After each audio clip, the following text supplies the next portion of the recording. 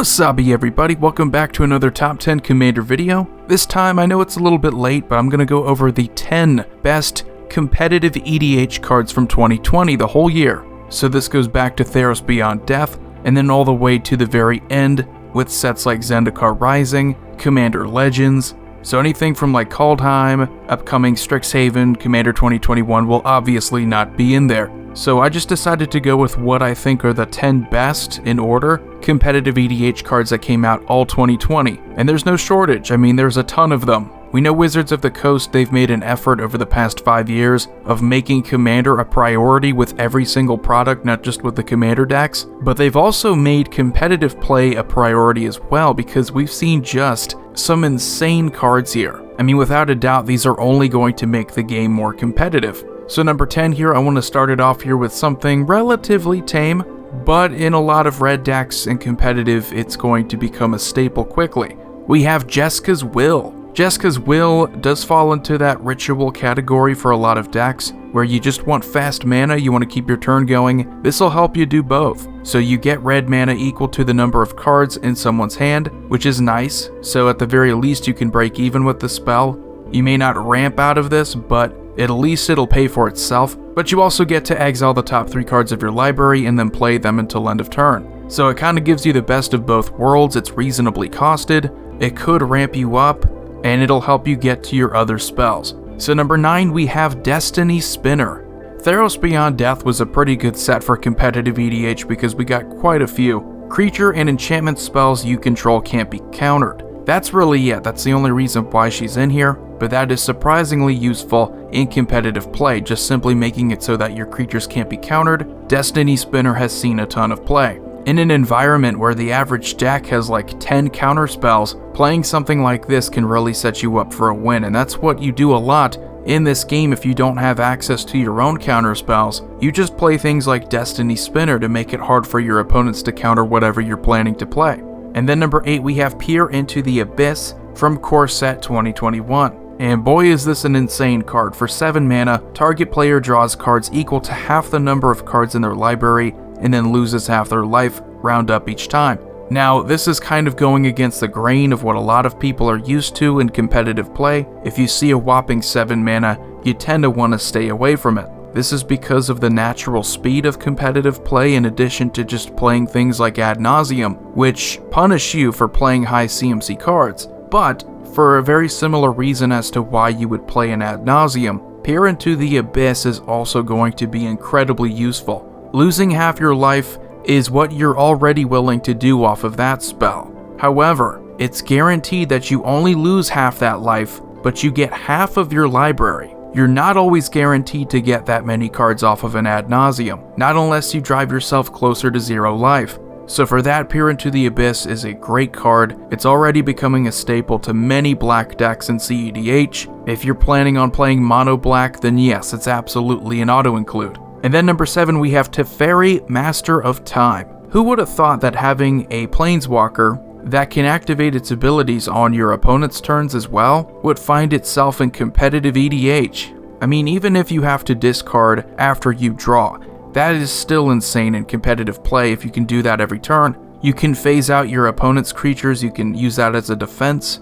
And of course, you know, having a time stretch as an alt is always a good thing. If you take extra turns in competitive play, that's pretty much a guarantee that you're going to win. So this Teferi, I mean, Teferi always seems to be in the conversation of most busted Planeswalkers. It doesn't really seem to matter which version, but this one I think is the most flexible in addition to being competitive. We've had the other Teferi back from Commander 2014 where you have competitive decks built around him, but this one just fits into so many blue decks, it's insane. Then number 6, we have Underworld Breach. This is no Yawgmoth's Will, but for only 2 mana. If it's late game, if you've already dumped a lot of your cards into your graveyard, it's very close. It's very, very close. You do have to kind of take advantage of that one turn you're able to use it, kind of like with Yawgmoth's Will, but if you're playing your deck the right way, if you've built your deck the right way, this should almost always just be a win, kind of like with Yawgmoth's Will. And we're never going to get a reprint of Yawgmoth's Will, so we might as well just have newer cards that do similar things, although not nearly as well. The fact that this is in red is also useful for just Commander in general.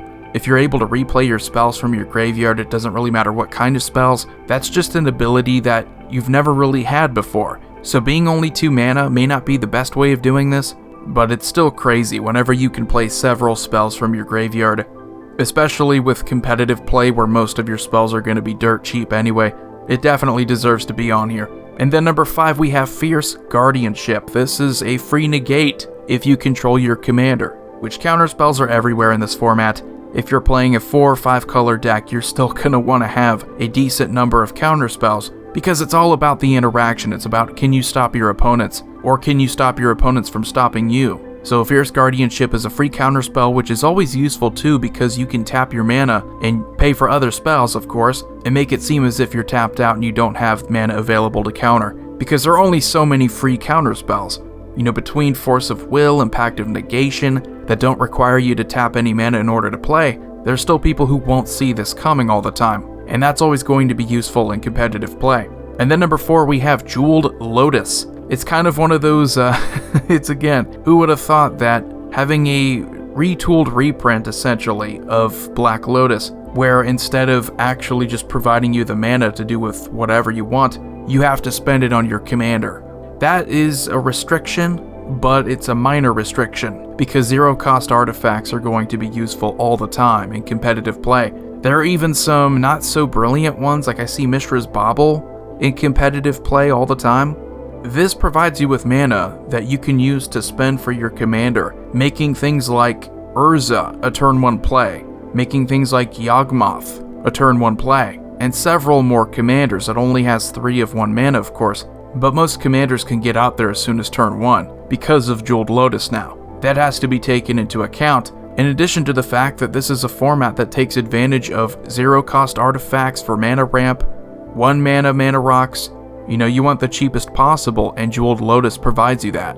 So number 3, we have Thassa's Oracle. Thassa's Oracle doesn't really do anything brand new, it just does it in the best possible way. So we've already had Laboratory Maniac, we've already had Jace Wielder of Mysteries, we've already had cards there that pretty much give you the win if you draw without any cards in your library. Thassa's Oracle, however, can do that on ETB, which is a big difference here. It's only 2 mana, making it even better for competitive play. And because it has that ETB, it's not dead. It's not like Laboratory Maniac, where it's just a creature sitting on the field until you get 0 cards in your library. Thassa's Oracle is actually somewhat useful if you're not in a position to win, which makes it even better, which makes it one of the best cards already in competitive play. It's a brand new win con introduced in 2020 that is essentially the same as previous win cons, but it does it in the best possible way. And then number 2, we have, we're really talking about power here. We have Opposition Agent.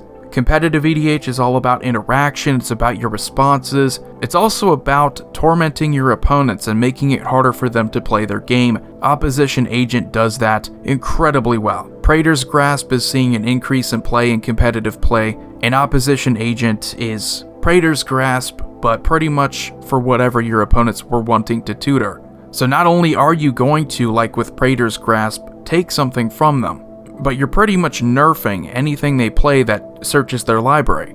This includes fetch lands, so you can go after just even the minor things that search their library. Opposition Agent is going to mess with that big time. So before I go on to number 1, let's talk about some honorable mentions.